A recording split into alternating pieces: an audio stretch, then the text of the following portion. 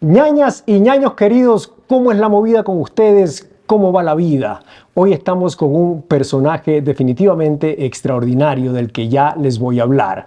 Pero antes es importante decirles que este espacio es posible gracias a B-Record Producciones, lo mejor en producción audiovisual. Si usted tiene un emprendimiento, un negocio y quiere hacer videitos diferentes cuyo mensaje llegue, cuyo mensaje pegue, B-Record es la mejor opción. Y ahora sí, la persona de quien queremos hablar hoy es actriz de teatro, cine y televisión. Yo la considero una institución de la risa. Así que hoy hemos venido a hablar con ella porque el humor es cosa seria. ¿De quién estaremos hablando? Se los cuento en un momentito. Aquí empieza la movida. La movida con David Romero. Señoras y señores, familia querida, con ustedes la señora Juana Guarderas. Bienvenida, Juana. Hola David, muchas gracias, encantada de estar aquí compartiendo. Muy bien. ¿Cómo es la movida con usted? ¿Cómo está su vida? O sea, la movida es bien movida, mi vida es muy movida. Muy bien. Bueno, sí, muy movida porque creo que tengo obviamente muchos frentes como gestora cultural en el Teatro Patio de Comedias, este espacio en Quito que ya en el 2025 va a cumplir 45 años de existencia.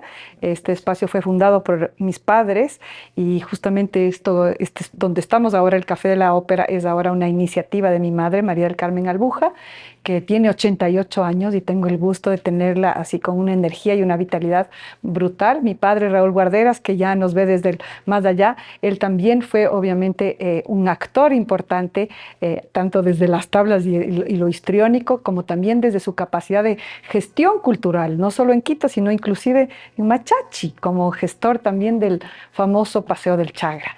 Entonces, vengo de esta familia. Su papá es el responsable del Paseo del Chagra en Machachi. Uno de los principales motivadores de que eso suceda, es decir, de darle justamente al campesino mestizo también como un espacio, un lugar, y que la terminología chagra deje de ser como un calificativo despectivo y que se convierta obviamente en lo que es, que de dónde viene la palabra chagra, de chacra, de campo, ¿verdad?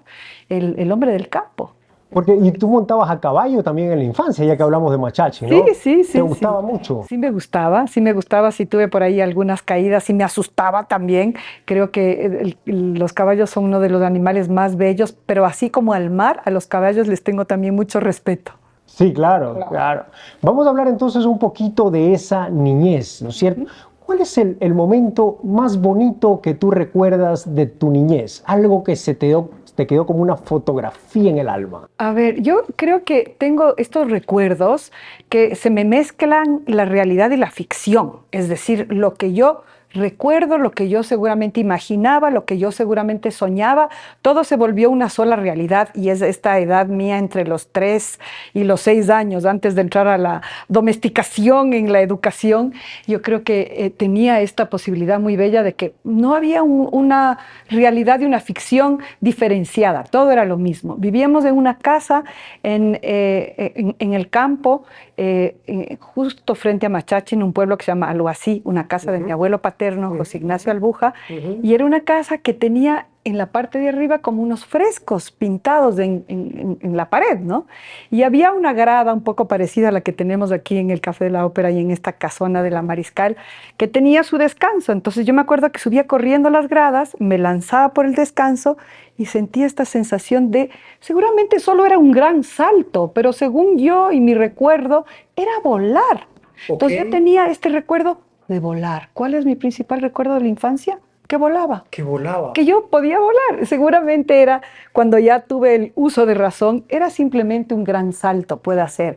Pero yo tengo la sensación física en el cuerpo, porque además el cuerpo obviamente registra estas emociones y estas sensaciones. Por eso creo que soy actriz, porque me gusta hacer énfasis en registrar esas emociones y esas sensaciones, y esa sensación se quedó para mí registrada en mi cuerpo. Tenía la sensación de volar como esto de el sonidito y de poder tocar estos angelitos que estaban dibujados en los frescos. El problema es cuando uno entra en razón a veces, ¿no? Así es, y ya cuando viene el uso de razón, entonces, claro, alguna vez que le pregunté a alguna amiguita, oye, ¿y tú de chiquita volabas? Como que si fuera lo más normal, me quedo viendo así, ¿cómo volar? Que estás loca, que te crees Superman. Entonces, ahí como que empecé a decir, entonces eso que yo viví no era real, o si era real, bueno, ya no importa. Y hasta ahora ya no me importa, porque por eso soy actriz y me gusta que se mezcle la realidad y la ficción. Y la relación con tu mami, ¿cómo era? ¿Cómo era la relación con tu mami? ¿Cuál es el recuerdo más bonito con ella? No sé. Bueno, mi mamá es hasta la presente fecha una mujer muy potente, una matriarca, una mujer con mucha energía, con una mujer de mucha ruptura también. Tiene, de hecho, un libro suyo que se llama La niña del sillón de mimbre, más que una novela, realmente son sus memorias. Ella hace ahí, cuenta cuáles fueron todas esas rupturas que ella tuvo que realizar desde pequeña hasta la presente fecha, ¿no? Entonces, mi madre, una mujer rompedora en muchos sentidos, una mamá no clásica para nada, una mujer que realmente era quien llevaba las riendas de mi casa en todo sentido, desde las decisiones, lo económico, pero también lo artístico, pero también lo apasionado, ¿no? Mi padre, Raúl, él siempre estaba un poco más allá del bien y del mal, no estaba en esta dimensión, estaba siempre soñando, creando, inventando, siempre. Entonces, quien tenía muchos pies en la tierra era mi madre. El cable a Creo tierra, que no claro. le tocó otra tampoco, ¿no? Claro, claro. Pero claro, entonces es esta mujer montaña la que es mi madre. Yo siento esta sensación así, ¿no? Le Qué veo a lindo. mi mamá como una pachamama. Qué lindo, Así. como la mama Tungurahua. Sí, así como muy, muy potente, muy potente. Qué bien, qué bonito. Y dentro de toda esa infancia, ¿no es cierto? ¿Hubo algún momento, digamos, que no fue tan bonito, alguna especie de mal recuerdo, algo, digamos, que te afectó de pronto? El inicio de la escolarización, justamente, el salir de este universo fantástico que era esta combinación de la edad, de la imaginación con vivir en el campo, con esta otra relación, ¿no? El mundo rural es muy diferente a la realidad urbana, incluso en términos de eso, de las relaciones sociales, de la educación. Entonces, yo era una niña del campo, que cuando tuve que convertirme en una niña de la ciudad, me costó mucho, muchísimo. No me gustó. Era para mí casi que una tortura. Llegaba el domingo y no era solo, era el estrés de que mañana ya es lunes y tengo que ir a la escuela, al colegio. Y además veníamos a la escuela en Quito. Era, aparte de eso, un viaje largo. Entonces, esa parte empezó siendo un poco tortuosa. De hecho, yo me convertí en una niña muy tímida, súper, súper tímida. Creo que casi que hasta mis 14, 15 años fui una persona una niña muy tímida. ¿Y tu padre, qué conversaciones tú tenías con él? ¿Qué recuerdas? ¿Algún consejo, algo profundo que te enseñaba? Muchas cosas, muchas cosas. Bueno, primero esta posibilidad de que vivíamos en el campo y que no había televisión y muchas veces no había ni luz. Entonces nuestra televisión era la chimenea. Y esa chimenea, estábamos la familia ahí sentados alrededor del fuego y mi madre de pronto ahí a media luz nos leía o recitaba, en vez de leernos cuentos clásicos. Ella ya entró en la literatura porque además ella era pedagoga en literatura. Digo era porque realmente nunca ha ejercido, está viva mi madre, pero nunca ejerció como maestra de literatura, sino que esa fue la carrera que estudió. Y mi padre interpretaba estos personajes, ¿no? Entonces entrábamos en la Ilíada o en la Odisea o en el Quijote y de pronto mi papá, un poco más pedagógico que mi mamá, para hacer esa literatura más digerible, interpretaba esos personajes. Entonces era algo muy grato para mí verle a mi papá en acción, tener un papá actor, no una pantalla, sino un papá actor, ¿no? Increíble. Eso por un lado. Un actor en vivo ahí. Un actor en vivo. Mi padre tenía una vena humorística brutal, impresionante. Él se inventaba, no eran chistes ni cuentos, sí era una suerte de narración escénica, / stand-up comedy, lo que él hacía, contaba historias inventadas por él o recreadas por él de alguna manera, que ya se convertían en clásicos en la familia, en las reuniones familiares. Entonces, qué sé yo, alguna fiesta de cumpleaños, matrimonio, lo que sea. Raúl, cuéntate el viaje a Robamba. Raúl, cuéntate el violinista manco. Ya tenía títulos, sus números que duraban. Cada cuento duraba fácilmente unos 10 minutos y nos tenía a todos embobados. Entonces, ese papá tuve yo, y ese papá que también me enseñó la importancia de ese apasionamiento por el arte. Yo recuerdo muy bien cuando vivíamos en esta casa donde estamos conversando ahora, que es una casona del barrio de La Mariscal, construida en 1928, que bueno, nosotros vinimos a vivir aquí en los finales de los 70s como familia. Mis 4 hermanos, mi padre, mi madre y yo, vinimos a vivir aquí, y en ese entonces un barrio muy comercial. Ya se había fundado el Patio de Comedias y me acuerdo que a mis padres les hicieron una oferta millonaria, ¿no? Para vender toda esta casa, el terreno, el teatro. Y mi papá me dio una lección ese día, y me acuerdo que les dijo a las personas que le estaban negociando, les dijo: ustedes me están negociando algo que para mí no tiene precio. Les dijo, no solamente tengo una casa bellísima, en un gran terreno, con un teatro, sino que tengo la libertad de hacer lo que más me apasiona en la vida, que es este vínculo con el arte, con el teatro, el estar en el escenario. Eso no tiene precio. Eso ustedes no me lo pueden comprar. Y quiero mantener esto. Entonces, para mí eso fue de niña muy significativo, el entender ese valor, esos valores que no se traducen en dinero.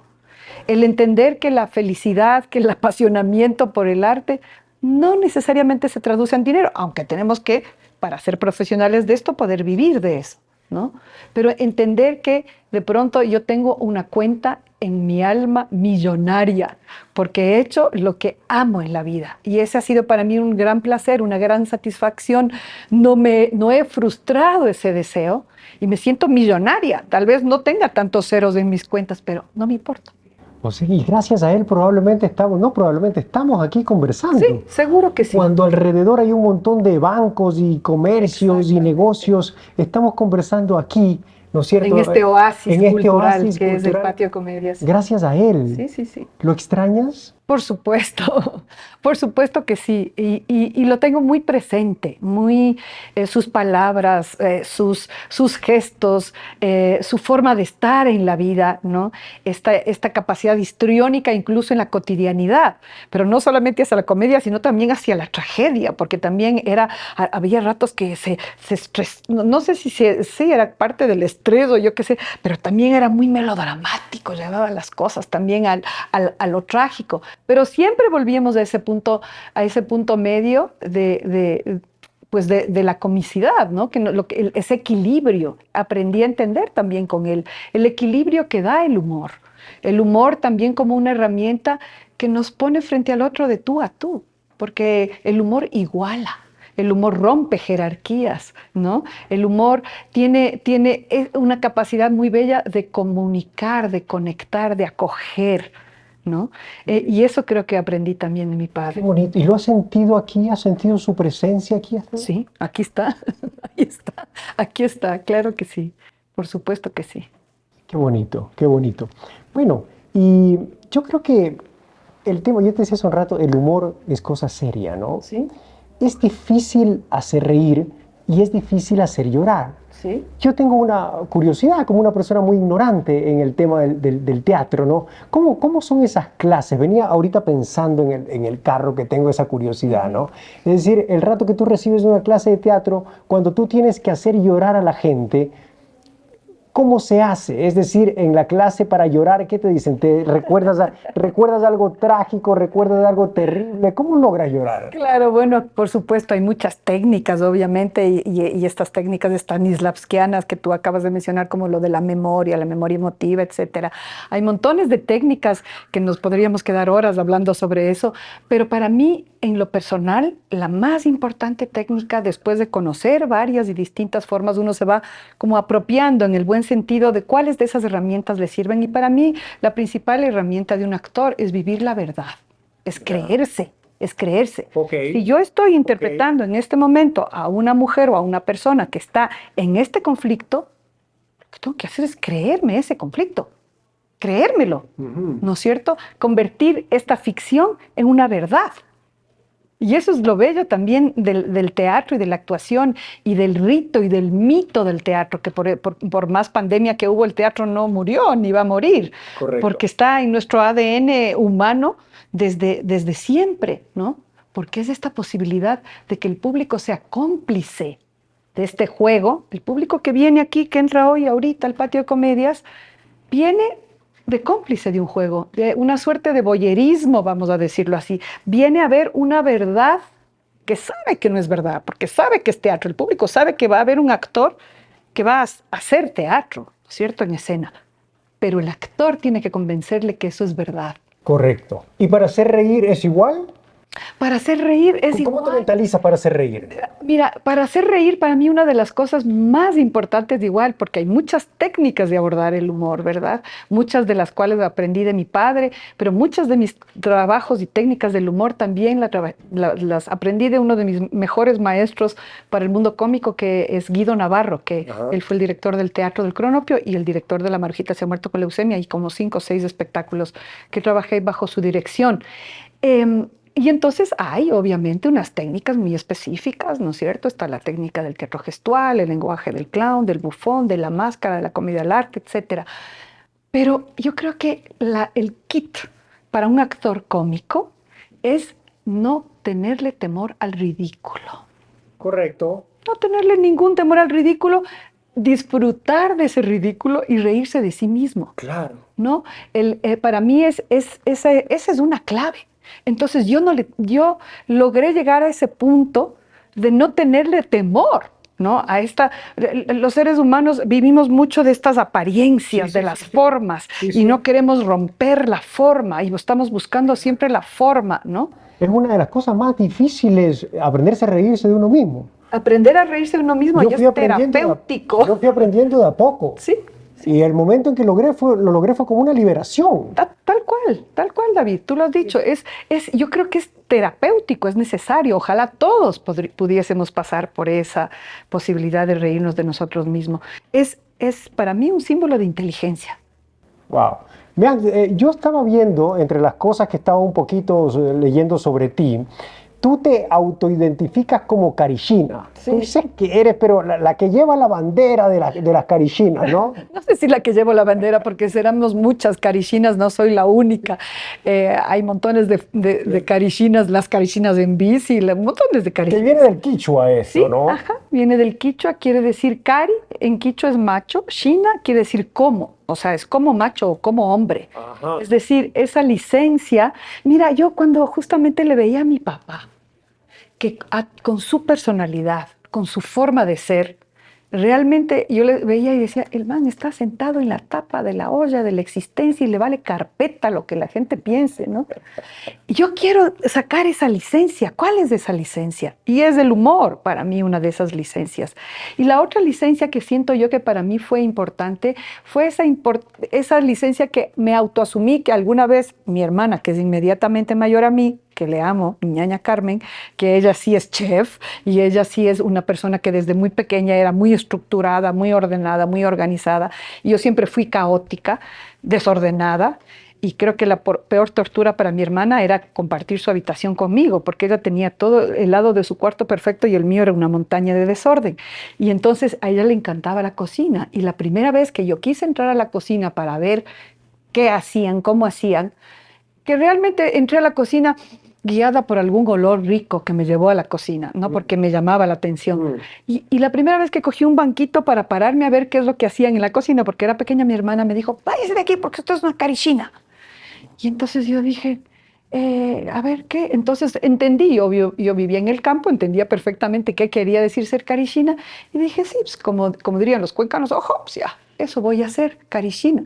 Y dije, la verdad es que sí, en vez de estar en la cocina, más me divierte irme a subir a los árboles, irme a trepar al páramo, irme a bajar rodando por la ladera de la montaña, subirme al caballo. Esas cosas más Karishinas me divertían más que de pronto estar en una cocina. Ajá. Y entonces asumí esa posibilidad y ese rol. Sí, listo, yo soy Karishina, bacán.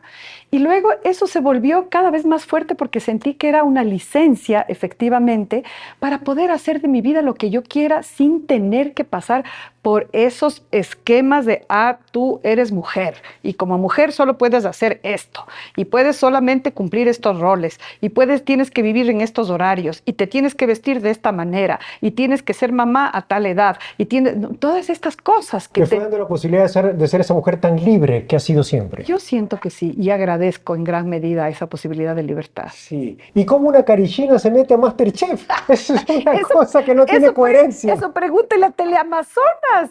¿A qué me llaman? Yo sí advertí. Cuando Ya te llamaron. Sí, claro. Dijeron, por supuesto. Tú tienes el perfil perfecto porque no sabes ni freír un huevo. Exactamente. Obviamente obviamente el MasterChef Celebrity tiene como otro toque, que es justamente el toque de las personas conocidas también, ¿no? Sí, de que sean personas conocidas, efectivamente, por un lado, y por otro lado, de que es un poco más, más juego que el otro MasterChef, ¿no es cierto? Es un poco más hueveo, perdón la palabra. No, aquí estamos. Luego en el YouTube se pone el pip. Ya, muy bien.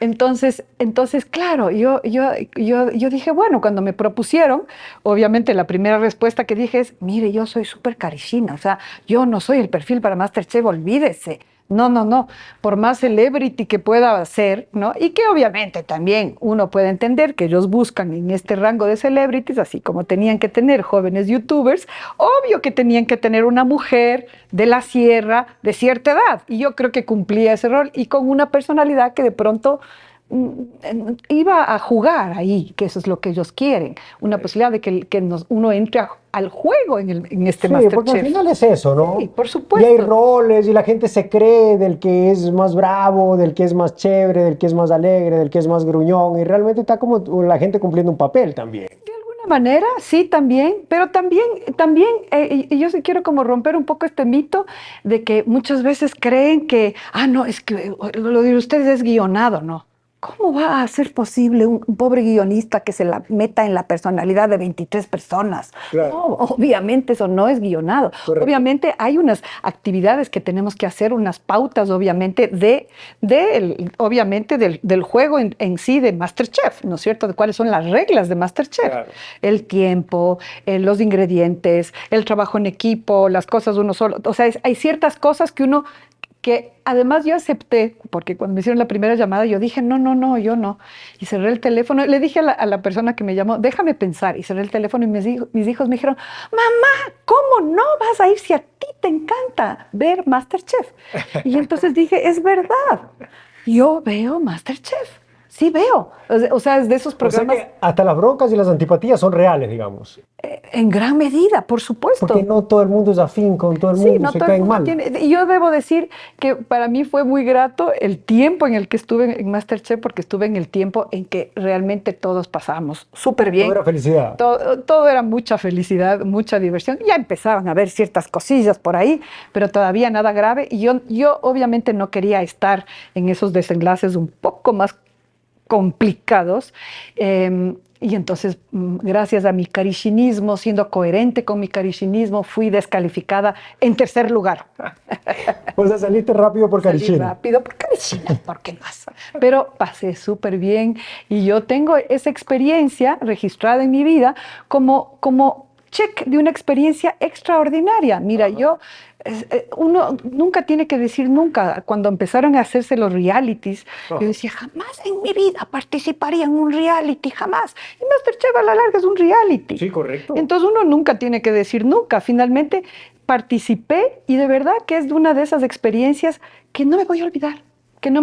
Fue muy grato, muy grato. Me sentí súper acogida con el grupo con el que trabajamos, con los chefs, con la producción. O sea, la pasé re bien. Qué chévere. Y encima me pagaron. Encima pagada, claro que sí. Vamos a hablar un poquito del tema del teatro, ¿no? Claro. La Marujita se ha muerto con leucemia, ¿no? Estaba viendo yo que el tema de las Marujitas fue una obra que se presentó 1.800 veces. Más, seguramente, O más. mucho más. No, porque yo vi en Wikipedia, pero no Claro, voy a hacer uno de el los- salsa aquí, claro. porque me salió ese dato, pues me sorprendió. Pero mucho más. Yo creo que quien llevaba la contabilidad del número de funciones que habíamos hecho con La Marujita se ha muerto con leucemia, que es un texto adaptado de una obra original de Luis Miguel Campos, dirigida por Guido Navarro, quien llevaba la cuenta de eso era mi querida compañera actriz Marta Ormaza, que está en el más allá y que desde ahí nos acompaña. La Marta llevó la última función que hicimos de La Marujita se ha muerto con leucemia, justamente por pedido de la Marta, porque ella sentía que estaba su salud ya muy quebrantada. Y me acuerdo que nos dijo a Elena y a mí, hagamos una última temporada de La Marujita se ha muerto con leucemia, porque esa es nuestra obra que si no estábamos las tres no la hacíamos. Y fue en noviembre del 2017. Y creo que para cerrar en el 2017, según las cuentas de la Marta, eran cerca de 3.000 funciones. 3.000 funciones. Sí. ¿Cómo pudiste con 3.000 funciones? Cuando estrenamos la obra, que era un boom, yo creo que la obra hacíamos muchas veces 3 funciones diarias, hacíamos funciones de lunes a domingo, generalmente aquí en el Patio Comedia o en teatros grandes, llegamos a hacer en el Teatro Sucre hasta 3 funciones en un mismo día, en el Teatro Politécnico, en teatros obviamente sumamente grandes en Quito, Guayaquil y en todo el país. Y estábamos en Quito por lo menos el fin de semana y entre semana salíamos a hacer giras de funciones fuera de Quito o al revés. Hacíamos los fines de semana fuera de Quito y en Quito nos presentábamos un día lunes, un martes, un miércoles, cualquier día o donde sea que nos presentábamos, la obra se llenaba. Qué locura. ¿Y lo hacías con la misma pasión las 3 veces o llegó un punto en que era como había que repetir el guión? A ver, a nivel de la técnica con la que trabajamos la obra, que eso yo creo que le dio siempre una constante frescura, ¿no? Es una obra que es interactiva con el público, que rompe la cuarta pared, ¿no? Hay un juego con el público y ese juego con el público nunca es el mismo, ¿no? Tengo una querida amiga actriz, Pilar Tordera, ella más allá de ser pro-taurino o no pro-taurino, ella hacía esta analogía y decía, para el actor el público es como el toro. No sabes qué toro te va a tocar, ¿no es cierto? No sabes qué toro te va a tocar. Te va a tocar uno de... ¿Cómo vas a lidiar con eso? Exactamente. ¿Cómo vas a lidiar? ¿Qué peso va a tener? ¿Cuál va a ser la forma de su cornamenta? Yo qué sé. Entonces, efectivamente, eso es lo que nos sucede también a los actores. Cada público es un ser distinto o unos seres distintos, porque a veces el público se homogeniza y se vuelve como un solo ser, pero muchas veces también el público es heterogéneo y unos reaccionan a una cosa, otros reaccionan a otra cosa y así se convierte en algo muy diferente. Pero yo siento que La Marujita se ha muerto con leucemia, al 99% del público le encantó. Era como que le diéramos un dulce, un chocolatito que se le deshacía en la boca y casi nadie podía resistirse. Y la gente amaba la obra. Y así como la gente amaba la obra, si tú tienes una energía de cariño, de diversión, de amor, de satisfacción, de 100, de 200, de 300, de 500 personas, jamás va a ser igual lo que hagas en cada función. Es verdad. ¿Y cómo nacen, digamos, el grupo de teatro, ¿no? O sea, debió existir un día en que tú te encontraste con 2 amigas, 2 colegas y vamos a hacer una obra de teatro y nos vamos a poner un nombre y se van a llamar Las Marujas. ¿Cómo nació? Bueno, ya nos habíamos reunido como colectivo desde el 88 más o menos, siquiera unos 2 años antes, alrededor de la dramaturgia de Luis Miguel Campos. Luis Miguel en ese momento, bueno, era muy joven, era un joven dramaturgo, y yo justo había estudiado afuera del Ecuador y volví aquí al Ecuador, y mi papá siempre tenía mucho amor por los clásicos. Y entonces aquí en el Patio de Comedias me decía, sí, clásicos, sigamos votando los clásicos. Y a mí sí, me gustaba la idea, pero me llamaba mucho la atención de la dramaturgia ecuatoriana. ¿Qué pasa con los autores ecuatorianos? Y conocí la dramaturgia de Luis Miguel y me encantó su dramaturgia. Debo decir que Luis Miguel es un autor muy prolífero y con una diversidad de textos, desde comedias, obras históricas, cosas muy variadas. Realmente creo que este país no ha sido muy justo con Luis Miguel para que tenga el reconocimiento y los reconocimientos que él se merecería y que se pudiesen poner en escena la mayoría de sus obras. Más bien se han puesto en escena pocas. Yo, de hecho, de la dramaturgia de Luis Miguel Campos he trabajado como 4 o 5 de sus obras. Y antes de que estrenemos La Marujita, nos sentábamos junto a Elena Torres, a Marta Ormaza, a Marisela Valverde, al Jaime Bonelli, al Guido Navarro, la Noemí Albuja, al José Ignacio Nosso. Bueno, éramos un colectivo grande, mi papá inclusive, a leer las obras de Luis Miguel.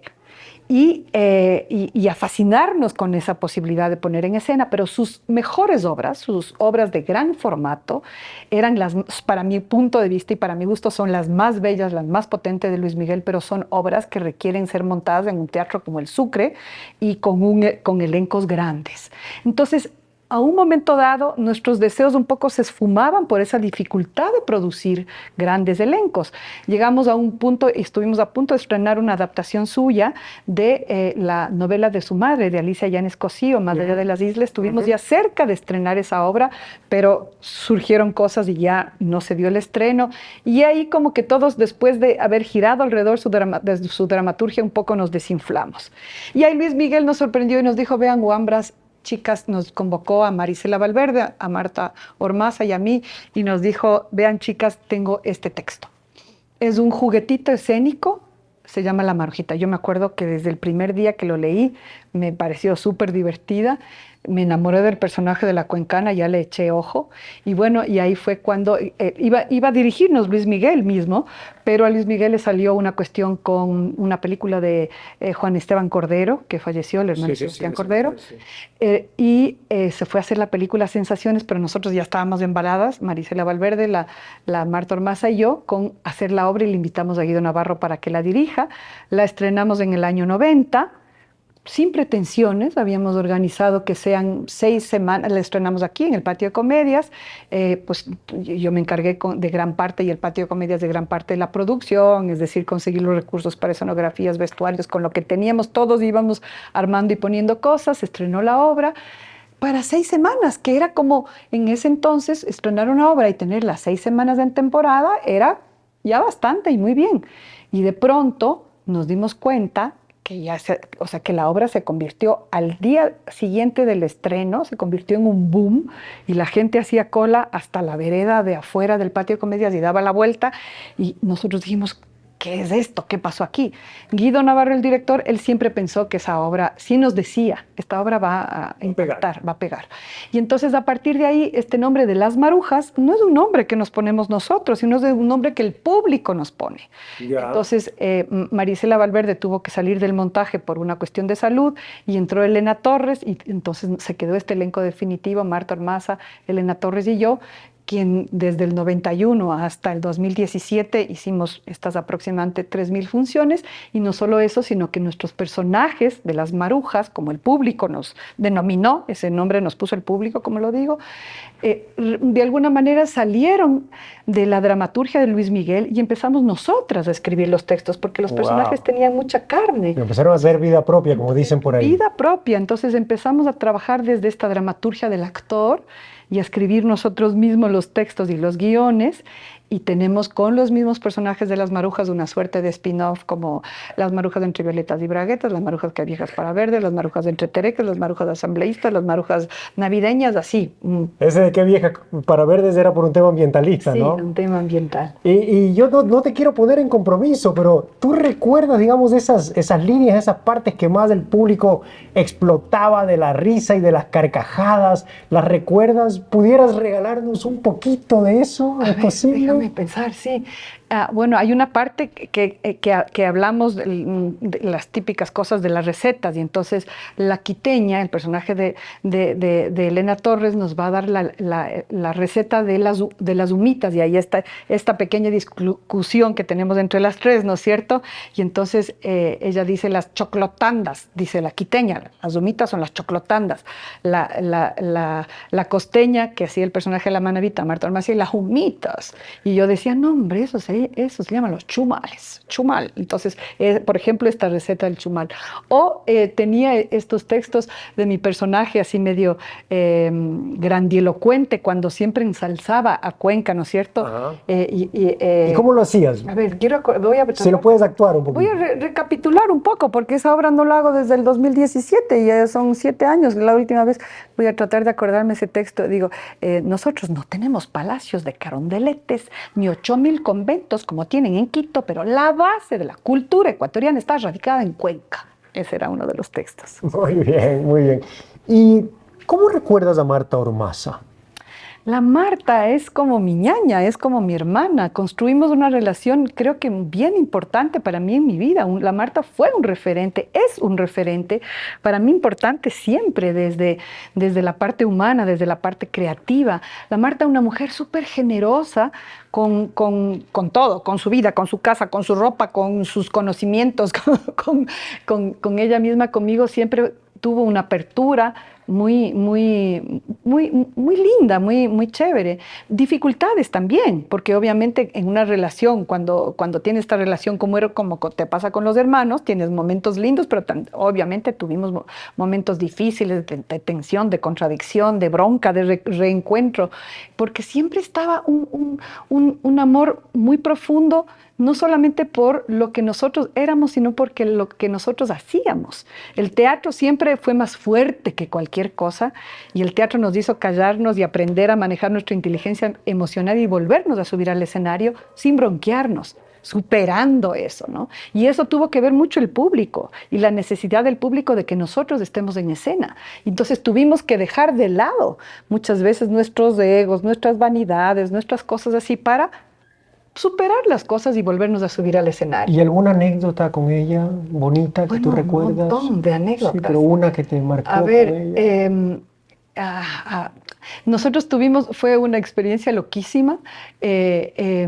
Cuando los personajes estaban como en la cresta de la ola del boom de los personajes, teníamos un contrato con Ecuavisa para hacer muchas producciones, capítulos cómicos y, entre otras cosas, también especiales.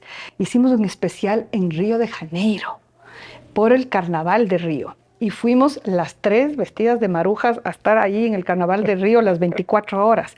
Entonces nos ocurrían cosas alucinantes, porque obviamente en el río, ¿no es cierto?, caminando por Copacabana, en donde el culto al cuerpo y a la belleza es parte de su cultura tan potente, y de pronto aparecían estos 3 personajes de estas 3 viejas mamotréticas, ¿no es cierto?, esperpénticas, menos el personaje de Ingrasita. Ingracia, ella siempre fue pues más corpulosa. Entonces, claro, hacíamos cosas ahí en el escenario, y no solo en el escenario, en la calle, y el público se juntaba para ver quiénes eran estas 3 locas, ¿no? Claro. Tengo otra anécdota con la Marta que no me voy a olvidar jamás, que era en una función de La Marujita se ha muerto con leucemia. Me acuerdo clarito, era en donde es ahora la Compañía Nacional de Danza. Y hay una parte de La Marujita en la que las dos estamos chismoseando, el personaje de la manabita con el personaje de la cuencana, estamos en pleno chismoseo, y la quiteña, que es como la presidenta del comité de las marujas, nos quiere poner en orden. Entonces comienza a sacar una campanita para hacernos callar, no le hacemos caso, saca una campana más grande hasta que saca casi una campana de esas que parece de iglesia y comienza a tocar, y nosotras dos no paramos de chismosear. Entonces, como teníamos que sostener un chisme, que era algo que el público no escuchaba, yo siempre me inventaba alguna cosa para decirle a la Marta en la oreja, ¿no? Claro. Y entonces ella me decía, en el chisme hablábamos de una señora marujita que le coqueteó al primo del ex marido y no sé qué, y ella siempre me decía, en el oído me decía, qué falta de seso, niña. Y entonces yo, esa tarde yo le digo, en esa noche en la función le digo, ¿qué dijo? ¿Qué falta de sexo?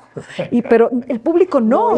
Claro, era solo Y a la Marta le agarra una carcajada de risa nerviosa que me contagia a mí, y que finalmente la Elena, que trataba de hacernos callar con la campana, se contagia también de esta risa nerviosa, y comienza a sonar la risa nerviosa de las 3 con las campanas nerviosas, y el público nervioso comienza a reírse sin saber de qué, solo porque las 3 nos reíamos sin poder parar, y fue horrible.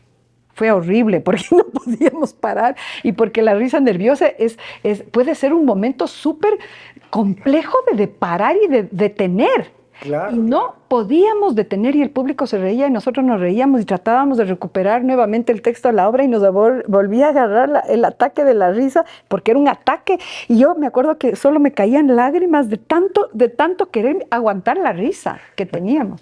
Entonces eso no me voy a Te olvidar. jugó una mala pasada el teatro. Sí, sí, Una risa genuina. Una risa genuina. ¿Y la extrañas a Marta? Claro, pienso mucho en ella, muchas veces cuando estoy yendo a tomar decisiones creativas, pienso en ella y digo, a ver, la Marta, ¿qué habría hecho en una situación como esta? La Marta, ¿qué habría dicho en una situación como esta? ¿No? Yo siento que fue una construcción, que es una construcción importante en mi vida, ¿no? Uno escoge, la familia no la escoges, pero hay familia que uno sí escoge. Y yo siento que yo escogí a la Marta como mi familia. Y no solamente a ella, sino a su hija, por ejemplo, que es mi ahijada, y yo soy su madrina, la Paloma. Tengo una relación bellísima con esa niña hasta ahora. La mamá de Marta, las hermanas de Marta, pues tenemos una relación muy cercana, muy bella. En las tablas a veces ocurren cosas, ocurren anécdotas como la que me acabas de contar de la risa nerviosa, que a veces el público no se entera. Sí. ¿Cuál es la anécdota más extraordinaria que te ocurrió sobre la tabla? De lo que tú dijiste, Dios mío, ¿cómo puede ser esto? Mira, esto fue increíble. Teníamos una función en Riobamba. Y en Ambato. Teníamos una función en Ambato y teníamos que después de eso ir a Macas. Pero además era en época de la erupción del Tungurahua, de la Mama Tungurahua que tú le nombraste. Y todavía había partes de la carretera en que tú veías todavía la lava bajar y que los carros tenían que esquivarse de la lava. Bueno, finalmente llegamos a Macas para hacer la función. Y cuando llegamos al lugar donde nos presentábamos, que casi como decir, llegamos con el tiempo justo de poder poner nuestras cosas sobre el escenario, llegamos y era un público en un coliseo que estaba ya pegado alegres. Súper alegres los unos. Y por otro lado, teníamos un porcentaje alto de público que eran personas de nacionalidades indígenas que realmente no hablaban mucho español.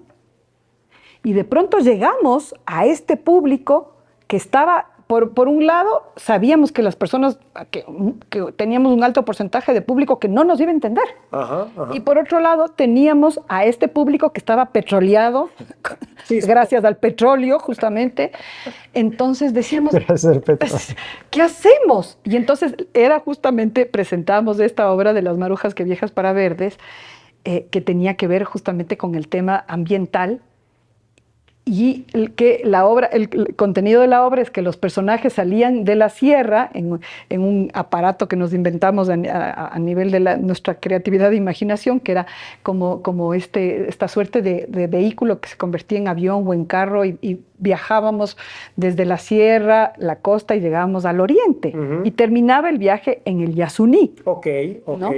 Y hablábamos sobre el Yasuní, y hablábamos sobre temas ambientales en las sierras, temas ambientales en la costa, obviamente siempre desde el humor, pero poniendo eso. Y cuando empezamos a hacer la obra, y ni bien despegaba nuestro aparato, y empezamos a percibir que el público estaba en otra.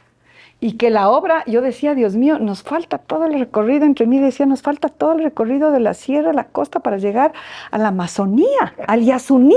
Y entonces yo me acuerdo que íbamos haciendo, y generalmente la que piloteaba era la Marta, Elena iba al lado y yo iba atrás, digamos, ¿no? Iba el personaje. Y entonces íbamos haciendo y yo veía la reacción del público y un rato empecé a decirle a las dos, chicas, directo al Yasuní, directo al Yasuní. O sea, así desde el personaje, solitas vean, ¿qué ha de hacer? Pero a decirles a ellas, no para que el público oiga, directo al Yasuní, vean, directo al Yasuní, no hay otra, no nos queda otra alternativa. ¿Qué vamos a hacer el viaje por todo el Ecuador? Lleguemos directo a la Amazonía para tener, por un tiempo corto por lo menos, o sea, para recompactar la obra. Entonces, imagínate lo que es compactar guión en escena en ese momento. Y me acuerdo que las dos, es que era también este entrenamiento que teníamos nosotras tres, de conocernos tanto en escena. Improvisar. Y de improvisar, que Claro. yo hice la propuesta de directo al Yasuni, y tac, tac, la Elena me agarró la pista, la Marta también, y entre las tres empezamos a transformar el guión sobre las tablas para irnos directo al Yasuní y que podamos tener esa pequeña atención del público por un tiempo y no prolongarnos mucho porque sabíamos que no iba a funcionar. Por suerte el Ecuador es chiquito. Sí. Se llega rápido. Exactamente. Otra que fue increíble con mi querida amiga, también cómplice de las tablas, María Beatriz Vergara. Fuimos a participar en un festival en el Perú con una obra que se llamaba Seda y Cicuta, dirigida por Susana Pautazo.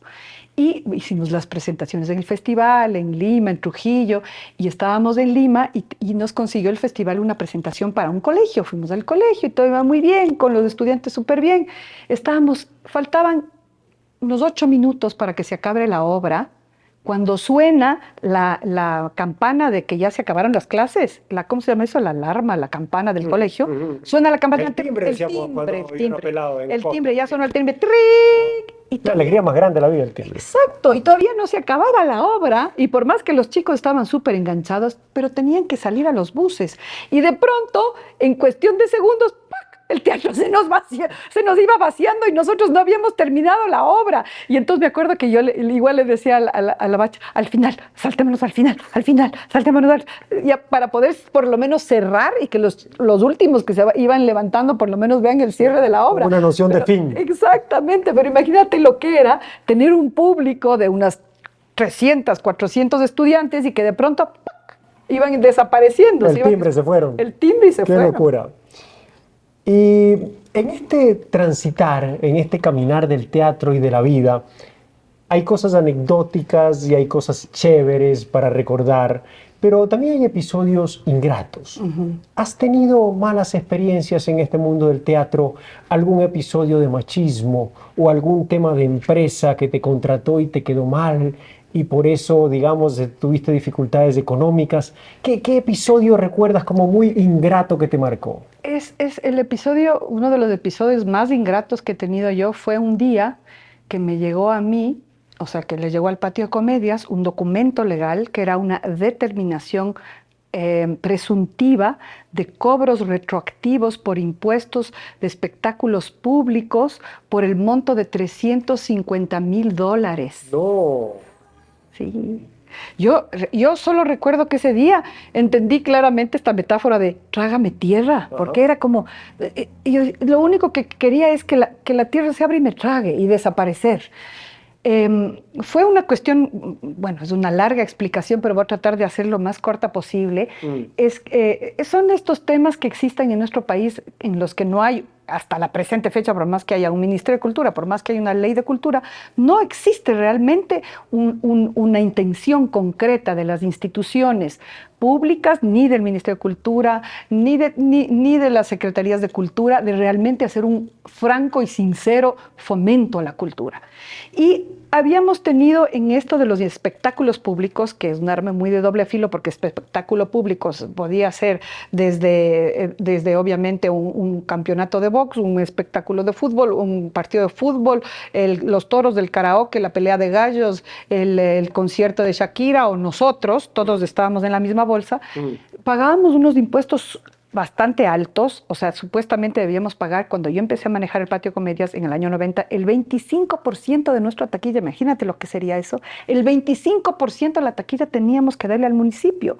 Como el Patio de Comedias era la única sala independiente, tuve la suerte de que el jefe de rentas, que se mantuvo durante 8 años en el cargo, desde el 90 hasta el 98, era un señor muy sensible, que lo único que me dijo es: no puedo ir en contra de la norma, lo único que voy a hacer es que jamás te vaya a molestar uno de estos guardias municipales a pedirte papeles ni cosas. Nada más, o sea, me voy a hacer de la vista gorda porque no puedo hacer otra cosa, porque es una ley. Un impuesto es finanzas y yo no puedo evitar eso. En el 98 sale sale una normativa en la que cuando estaba, me parece, presidente, no, antes del 98, cuando estaba presidente Sixto Durán, ya me voy a acordar, en la Constitución ponen un artículo que dice están exentos de impuestos los espectáculos realizados en el Teatro León Febres Cordero, que es el Centro de Arte Ahora, la Fundación María Gracia, la UNP, las Casas de la Cultura y todos los artistas legalmente organizados. Entonces activamos nuestras organizaciones como la Asociación de Trabajadores de Teatro y todos teníamos nuestro carnet y pudimos eliminar este tema de impuestos. Pero entre gallos de medianoche, como sucede en este país, en una siguiente constituyente eliminaron ese artículo, pero no se socializó de ninguna manera. Seguramente estaba en el registro oficial, pero honestamente yo no me enteré. Y nos cobraron en el año 2006 unos montos retroactivos del 2006 hasta el 2001. Por 5 años era ese monto retroactivo, que era presuntivo. Ellos imaginaron que el patio de comedias estaba lleno de lunes a domingo al 100% y por eso se inventaron esta cifra antojadiza de $350,000. ¿Cómo lo afrontamos? Lo afrontamos con la presencia del alcalde de Quito de ese entonces, que fue Paco Moncayo, y que hicimos, aparte de eso, hicimos obviamente porque luego no fue solo al patio comedia, sino a varias salas independientes que ya existían en el 90, en el 2006 ya existían otras salas aparte del patio de comedias. Entonces hicimos varios buenos periodicazos que eran importantes en el comercio, en el diario Hoy. Levantamos digamos que una polémica al respecto, hicimos una marcha, fuimos donde el alcalde y tuvimos la suerte de que el alcalde no se haga el sordo, sino que sí nos reciba y que nos escuche y se coja la cabeza. El Paco Moncayo decía, no puede ser guaguas, qué vergüenza, que nosotros como municipio no hacemos nada por fomentarles, peor, vamos a ponerles la zancadilla. Correcto, correcto. Es la única vez en mi vida que he podido incidir en una política pública. Para no alargar el cuento, pudimos cambiar la ordenanza municipal para podernos estos espacios quedar exentos de estos impuestos de espectáculos públicos. ¿Y los políticos tienen solución en este país o estamos destinados a que se nos roben el billete eternamente? Mira, ya en este punto responsabilizaría a los políticos de muchas cosas. Pero creo que el caos que vivimos ahora ya no es, bueno, es responsabilidad de los políticos porque, por ejemplo, se dejó desvanecer en este país 2 cosas importantes. Uno, la institucionalidad, ¿no? Otros países que sufren estas crisis como Colombia o México, pero tienen todavía estructuras de instituciones sólidas que sostienen. Y la otra, la economía, ¿no? Son países que Colombia, México, tienen todavía unas economías sólidas. Nosotros perdimos la institucionalidad y nuestra economía está devastada. Y ahora, ¿cómo se soluciona este narcoestado en el que vivimos, en que dentro de estas mafias están obviamente los poderes de las distintas bandas y a las distintas bandas a las que los distintos políticos pertenecen o se venden y los militares que se venden a estas distintas bandas y que la pelea es entre ellos y que nosotros como ciudadanía, pues obviamente lo que nos queda es el poder ciudadano de continuar nuestra existencia, de que lo que nos enseñó la pandemia, seguirnos reactivando y reinventando para sobrevivir. Y creo que las artes, efectivamente las artes, y sobre todo las artes escénicas como el teatro, que está la palabra de por medio, son las que están como medicina para permitirle a la gente sumergirse en otras realidades y no perder la sensibilidad. Los espacios de sensibilización más bellos que tiene el ser humano son los espacios artísticos. Qué bonito, qué bonito. Para ir cerrando la entrevista ya, con tanto reconocimiento del público, con tantas, digamos, presentaciones realizadas, ¿alguna vez la fama se le subió a la cabeza a Juana Guarderas? Yo creo que como no es algo que yo quise, no, en mi vida más bien nunca pensé, más bien siempre valoré el anonimato. Y ese anonimato yo lo conocí cuando empecé a mochilear joven, viajando por distintas partes del mundo, y qué lindo era llegar a un país donde ser Juana Guarderas no quería decir nada a nadie, ¿no? Porque en Quito, Ecuador, de pronto Juana Guarderas, yo todavía no era actriz conocida, ni mucho menos, pero ya era la hija de Raúl Guarderas, la que compañera de no sé quién, la enamorada de no sé cuán. Llegar a un país donde nadie te conoce, qué sensación más liberadora. El anonimato anonimato es algo que yo he valorado muchísimo. Entonces, frente a esa valoración del anonimato, de pronto se me viene algo tan inesperado como la fama, es como que yo he tenido que aprender a acoger a esa fama. Correcto. Sin ser soberbia, ¿no? Porque no puedo, digamos, no puedo ser mezquina y soberbia, hacerme la something special y entender que esa construcción con el público es una construcción amorosa, de afecto. Y que ese público que venía antes y te pedía un autógrafo y ahora viene y te pide una foto, una selfie o no sé qué, no sé cuánto, lo hace también desde ese cariño, es como una demostración de cariño, ¿no? A mí no me gusta la farándula ni me meto en esos territorios, menos mal en Quito tocando madera no ha progresado como de pronto en Guayaquil, menos mal porque es detestable la farándula. Entonces he podido recibir ese afecto del público, esa fama, no como una fama, sino como una fuente de amor, como una fuente de cariño muy bella. Y yo cuando hago esa recapitulación afectiva, está el amor de mis hijos, está el amor de mis parejas, está el amor, digo, no que tengo ahorita muchas, sino del pasado que han sido varias, está el amor de mis parejas sonó a mucho. Está el amor de mis padres, de mis hermanos, de mis amigos, y está el amor del público, que llena mi corazón, no mi cabeza, no mi ego, no mi vanidad, sino mi corazón. Finalmente, los años pasan, Juana, a veces son implacables, dicen. ¿Has sentido que va llegando de pronto el momento del retiro? ¿Has pensado qué va a ocurrir el día que me retiro? No sé, con quien usted quiera. Mentira. ¿Qué has pensado el momento en el que ya no te puedes dedicar a las tablas? ¿Y has pensado en ese momento? Sí, claro. Ya acabo de cumplir 60 años y claro, empieza como una cuenta regresiva que uno dice que yo no pensé que iba a pensarla con ilusión. Y pienso con ilusión cuando digo, qué bacán, debe ser llegar a los 65 y jubilarse. La jubilación debe ser un júbilo, una alegría de poder hacer lo que uno le dé la gana. Yo también me quiero jubilar ya. ¿Sí o no? ¿Sí o no? Entonces, yo no le tengo ningún temor. Es más, siento que es un momento al que anhelo llegar, efectivamente. No sé cómo vaya a llegar, no soy muy de planificar mucho las cosas, dejo que la vida me traiga regalos y sorpresas y la vida ha sido súper generosa conmigo y yo soy por eso muy agradecida, porque de verdad que he recibido muchísimo. Entonces, pienso que sí, que efectivamente hay ciertas cosas que voy a empezar de dejar hacer. Yo lo que más amo es estar en el escenario, lo que más me gusta es actuar.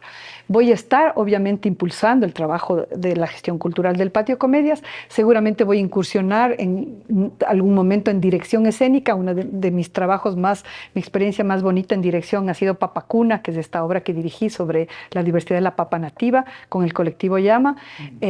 Y me gusta mucho ese tipo de trabajo también, de meterme, de investigar. Sí me quiero retirar al campo, sí extraño esa infancia mía en el campo y sí quiero que cuando me retire en el campo estoy segura que algo va a pasar en la comunidad donde yo viva en relación a poder compartir con la gente campesina mi pasión por el teatro.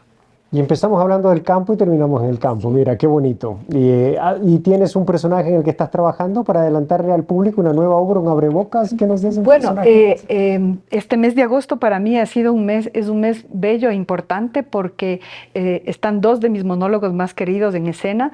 El uno es La Venadita, una muy bella obra escrita y dirigida por Susana Pautazo, que habla sobre la historia de una mama curandera aquí en el Patio de Comedias, y también Las Mariscalas, que es una obra que construí a través de la investigación sobre los 100 años de historia de la Mariscal que se cumplieron en el 2022. De 1900, qué pasó en el barrio de la Mariscal, sobre todo con las mujeres en la Mariscal entre 1922 y estos 100 años que han transcurrido. Y son dos obras que las quiero mucho porque además el barrio en las Mariscalas está esta esencia mía mariscaleña de este barrio en el que yo vivo, de esta casa y este entorno complejo pero diverso y al que le tengo como un montón de fe y afecto. Y por otro lado está La Venadita, que que es esa parte mía muy vinculada al campo, a lo rural y a esa cosmovisión andina. Son por eso dos monólogos que quiero mucho. Esas son las obras que están ahora en escena en agosto, y en septiembre retomamos una comedia que la estrenamos este año, que se llama Tres tristes trampas trabalenguas conyugal, junto a Alfredo Espinosa y Antonella Moreno. Y bueno, ¿qué nuevos personajes estoy empezando a cocinar? Pues sí, se vienen nuevos estrenos, pero todavía no puedo develar porque está todavía muy en pañales. Está bien, está bien. Mil gracias, Juana, otra vez más por recibirnos en este lindo lugar. Con gusto, David. Ha sido una charla muy chévere, muy divertida. Muy linda, sí. Una charla realmente de las más bonitas que he tenido yo en mi carrera. Y bueno, hemos conocido a una Juana en su infancia, hemos conocido a una Juana carichina que se ha atrevido a muchas cosas. Y yo me quiero quedar con una frase muy bonita que ella ha dicho, y es que el humor nos sana, el humor nos salva. Ante tantas malas noticias, ante tantas malas nuevas que nos aquejan todos los días en la sociedad ecuatoriana, el teatro y el humor nos salva. Nos vemos en la próxima movida. La Movida con David Romero.